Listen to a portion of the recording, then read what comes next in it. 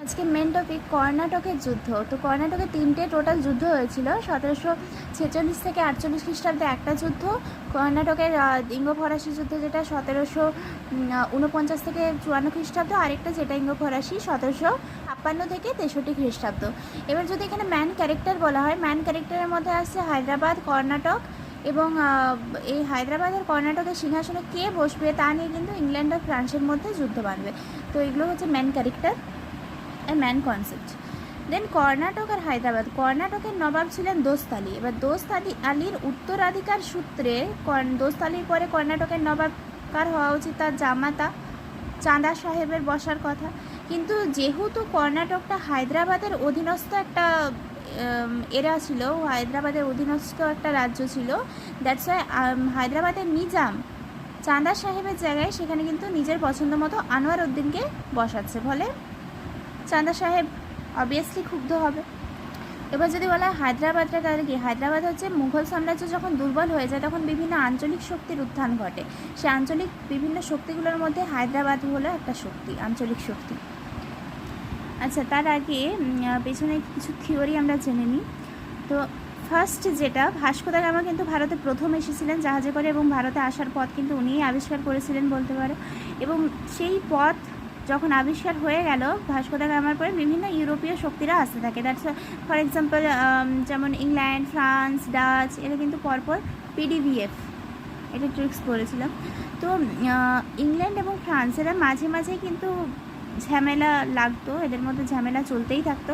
ইউরোপে কোথাও যদি কোনো যুদ্ধ হয়েছে তাহলে এরা কিন্তু নাক গলাবে। ঠিক হয় না যে আমি আমার বন্ধু স্কুলে গেলাম, ঝগড়া লাগলাম, বাড়িতে যখন এটা জানলো দুই বাড়ির মধ্যে আবার এসে ঝগড়া হয়ে গেল। তো সেরকম একটা ব্যাপার। যুদ্ধ হচ্ছে অন্য দেশের মধ্যে, এরা দুজন নাক গলাবে, এবার দুজনের মধ্যে ঝামেলা স্টার্ট।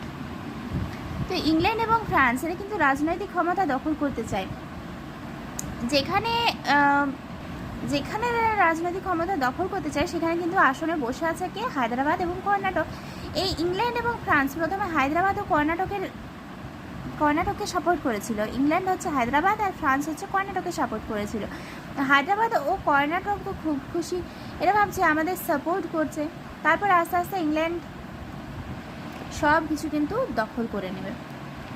তো 1498 সালে ভাস্কো দা গামা ভারতে জাহাজে করে আসার পর বিভিন্ন জাতি কিন্তু ভারতে আসে যারা বাণিজ্য শুরু করতে এসেছিল, এবং এদের মধ্যে একটা হলো ইংল্যান্ড দক্ষিণ ভারতে ব্যবসা শুরু করেছিল, মাদ্রাজ, সেনপুর এই সমস্ত জায়গায়, এবং পন্ডিচেরি ও চন্দননগরে কিন্তু ফরাসিরা ব্যবসা শুরু করেছিল।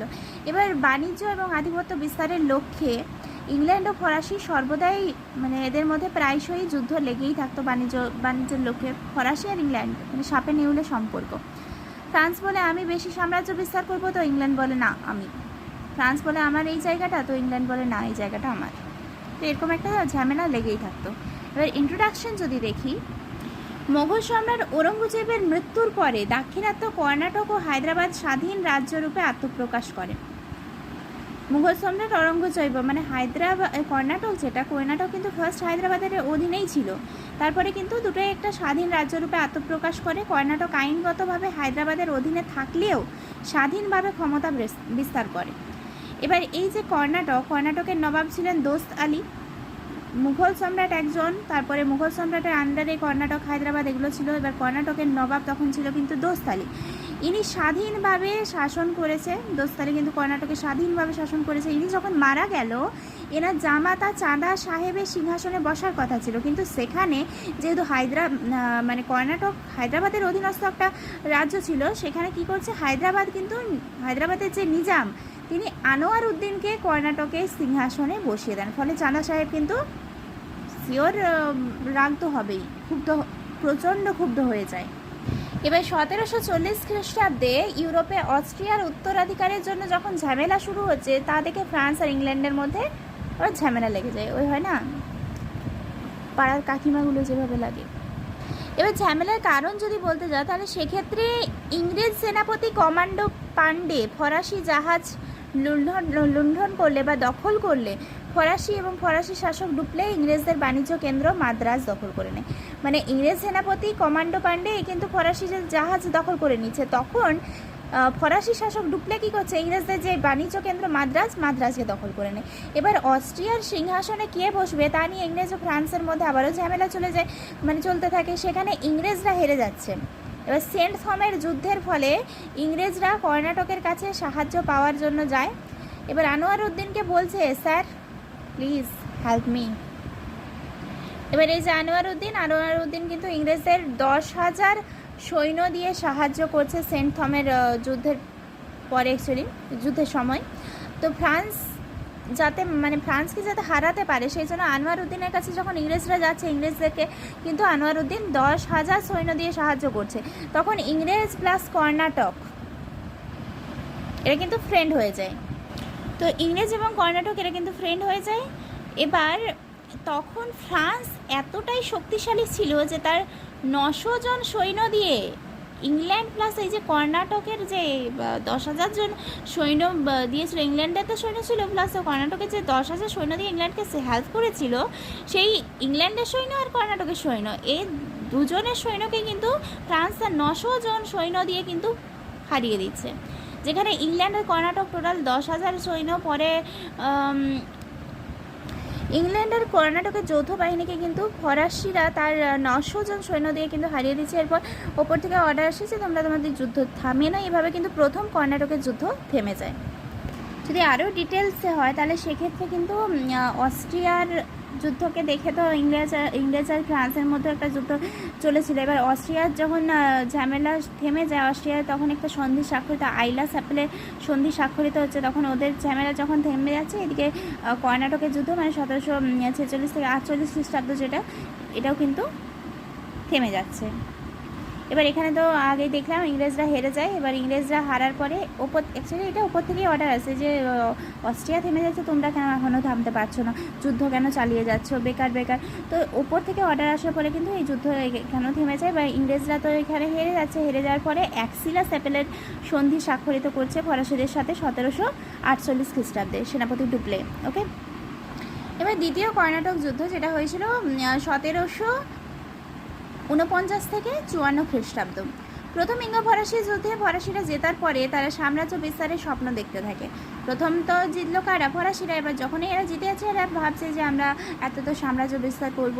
তখন হায়দ্রাবাদের নবাব নিজাম উল মুলক এর মৃত্যু হয়ে যাচ্ছে। হায়দ্রাবাদের এতদিন তো নিজাম ছিল, নিজামই তো আনোয়ার উদ্দিনকে ওই কর্ণাটকের সিংহাসনে বসাচ্ছে। তো তখন কিন্তু হায়দ্রাবাদের নিজামের মৃত্যু হয়ে যাচ্ছে। এরপর হায়দ্রাবাদের সিংহাসন নিয়ে আবারও লড়াই শুরু হচ্ছে। হায়দ্রাবাদ এবার কে বসবে, মানে প্রথম কর্ণাটক যুদ্ধটা কি কর্ণাটকের সিংহাসনকে নিয়ে হয়েছিল, এবার সেকেন্ড যেটা কর্ণাটক যুদ্ধ সেটা কিন্তু হায়দ্রাবাদের সিংহাসনকে, হায়দ্রাবাদের নিজাম মারা যাচ্ছে, এবার হায়দ্রাবাদের সিংহাসনে কে বসবে তা নিয়ে ইংল্যান্ড আর ফ্রান্সের মধ্যে আবারও ঝামেলা। তো নাসির জং সিংহাসনে বসবে নাকি মুজাফর জং সিংহাসনে বসবে, এই নিয়ে কিন্তু এদের মধ্যে একটা ঝামেলা হয়ে যায়। কর্ণাটকের নবাব কিন্তু আনোয়ার উদ্দিন এবং চার্লস সাহেবের মধ্যে বিবাদ শুরু হয়। এটা চাঁদা সাহেব হবে, চার্লস নয়, ওকে, চাঁদা সাহেবের মধ্যে কিন্তু একটা বিবাদ শুরু হয়। এবার যখন নিজাম মারা যাচ্ছে, দোস্ত আলী জামাতা চাঁদা সাহেব বলেন, চলো আনোয়ার উদ্দিন দেখি এবার তোমার কত ক্ষমতা। মানে আনোয়ার উদ্দিনকে তো নিজাম বসিয়েছিল কর্ণাটকের সিংহাসনে, আনোয়ার উদ্দিন এবার নিজাম যখন মারা যাচ্ছে আনোয়ার উদ্দিনের কোনো পাওয়ারই থাকছে না। এবার তখন কিন্তু দোস্ত আলী জামাতা অ্যাকচুয়ালি মানে উত্তরাধিকার সূত্রে তো চাঁদা সাহেবেরই বসার কথা কর্ণাটকের সিংহাসন। এবার জামাতা সে তখন কি বলছে, চলো এবার দেখা যাক তোমার কত ক্ষমতা। সুতরাং হায়দ্রাবাদের সিংহাসনে নাসির জং নাকি মুজাফফর জং বসবে, এই নিয়ে কর্ণাটকে আনোয়ার উদ্দিন, মানে হায়দ্রাবাদের সিংহাসনে নাসির জং বসবে না মুজাফফর জং, আবার এদিকে কর্ণাটকের সিংহাসনে আনোয়ার উদ্দিন থাকবে নাকি চাঁদা সাহেব থাকবে, এই নিয়ে আবারও শুরু ঝামেলা। তো ঝামেলা তো এদের মধ্যে চলছে, কিন্তু সেখানে নাক গলাবে ইংল্যান্ড আর ফ্রান্স। ইংল্যান্ড এবং ফ্রান্সের ডুপ্লে রাজস্ব বৃদ্ধির তাগিদে হায়দ্রাবাদে মুজাফফর জং এবং কর্ণাটকে চাঁদা সাহেবকে সাপোর্ট করছে। মানে কর্ণাটকে কে ছিল, কর্ণাটকে ছিল কিন্তু কে বলতো, আনোয়ার উদ্দিন। তো আনোয়ার উদ্দিনকে ইংরেজরা সাপোর্ট করেছিল, আর চাঁদা সাহেবকে আবার সাপোর্ট করছে কে, কোথায় গেল, ফরাসি হ্যাঁ এই যে ডুপ্লে কিন্তু সাপোর্ট করছে। আর হায়দ্রাবাদে হচ্ছে মুজাফফর জংকে সাপোর্ট করছে। এরপরে মুজাফফর জং প্লাস চাঁদা সাহেব প্লাস ফ্রান্সের ডুপ্লে, এরা কিন্তু একত্রিত হয়ে আনোয়ার উদ্দিনের বিরুদ্ধে যুদ্ধ ঘোষণা করছে। এই যুদ্ধ যেটা আনোয়ার উদ্দিনের বিরুদ্ধে যে যুদ্ধ, এটাকে আমুরের যুদ্ধ বলা হয়, আমুরের যুদ্ধ। আনোয়ার উদ্দিন যুদ্ধের পরে ত্রিচিনোপল্লীতে পলায়ন করে। আনোয়ার উদ্দিন যুদ্ধে হেরে যায়, ভয়ে কিন্তু সে ত্রিচিনোপল্লীতে পলায়ন করে। ফলে কর্ণাটকের সিংহাসনে বসে যায় কিন্তু এবার চাঁদা সাহেব। যেহেতু ফ্রান্সের সাহায্যে বসে, তাই এখানে ফ্রান্সের প্রভাব বৃদ্ধি পায়। এটা স্বাভাবিক, যার প্রভাব বসবে তার প্রভাব তো বৃদ্ধি পাবে। মানে চাঁদা সাহেবকে ফ্রান্স যেহেতু বসিয়েছে, এবার ফ্রান্স যেটা বলবে চাঁদা সাহেব সেটাই, মানে যদি 100%ও না হয় 80% তো শোনার ট্রাই তো করবেই, শুনবে, কথা শুনবে। তো বিভিন্ন যুদ্ধের মধ্য দিয়ে ইংরেজ এবং ফরাসিরা দখলিত স্থানগুলি একে অপরকে ফিরিয়ে দেয় এবং কোনো যুদ্ধে নাক গলাবে না বলে প্রতিশ্রুতি নেয়। প্রতিশ্রুতি তো নিচ্ছে কোনো যুদ্ধের নাক গলাবো না, কিন্তু এই প্রতিশ্রুতি আর কতক্ষণ থাকে? কেননা যদি প্রতিশ্রুতি থাকতো তাহলে কিন্তু তৃতীয় ইঙ্গো ফরাসি যুদ্ধ হতো না, যেটাকে তৃতীয় কর্ণাটকের যুদ্ধ বলা হচ্ছে। কত সালে? 1756 থেকে 63 খ্রিস্টাব্দ। এই যে যুদ্ধটা, এটা একটা সপ্তবর্ষব্যাপী যুদ্ধ। ফরাসির কাউন্ট মিল সেনাপতি কাউন্ট ডে ল্যালির নেতৃত্বে একটি শক্তিশালী বাহিনীকে ভারতে পাঠায়, ভারতে ব্রিটিশদের প্রভাব খর্ব করার উদ্দেশ্যে। এবার 1760 খ্রিস্টাব্দে জানুয়ারিতে ইংরেজ জেনারেল স্যার আয়ারকুট ফরাসি বাহিনীকে ওলন্দাজদের মানে ওয়ান্দিবাসের যুদ্ধে পরাজিত করেন, বা ওয়ান্দিবাসের যুদ্ধ এটা বলা হয়ে থাকে। তো ইংরেজরা পন্ডিচেরি ও মাহে দখল করে নিল, যেটা কিন্তু পন্ডিচেরি মাহে এটা ফরাসিদের পোর্শন ছিল, ফরাসিদের মানে দখলীকৃত এলাকা ছিল। তো যেহেতু ফরাসি বাহিনীকে পরাজিত করছে, তো এই দুটো জায়গা কিন্তু ইংরেজরা দখল করে নেয়। এবার 1763 সালে যুদ্ধের পরিসমাপ্তি ঘটে এবং প্যারিসের সন্ধি স্থাপিত হয়। এর ফলে ফরাসিরা আবারও পন্ডিচেরি ফিরে পায়, কিন্তু ওরা খালি ব্যবসা করতে পারবে না, সাম্রাজ্য বিস্তারও করতে পারবে। ওরা শুধু ব্যবসা করতে পারবে, সাম্রাজ্য বিস্তার করতে পারবে না, এই কথা কিন্তু বলে দেওয়া হয়। তো এই যেটা সপ্তবর্ষব্যাপী যুদ্ধ, তাহলে কোন চুক্তির মাধ্যমে বা কোন সন্ধির মাধ্যমে সপ্তবর্ষব্যাপী যুদ্ধের পরিসমাপ্তি ঘটেছিল? প্যারিসের সন্ধির মাধ্যমে, এটা মনে রাখবে।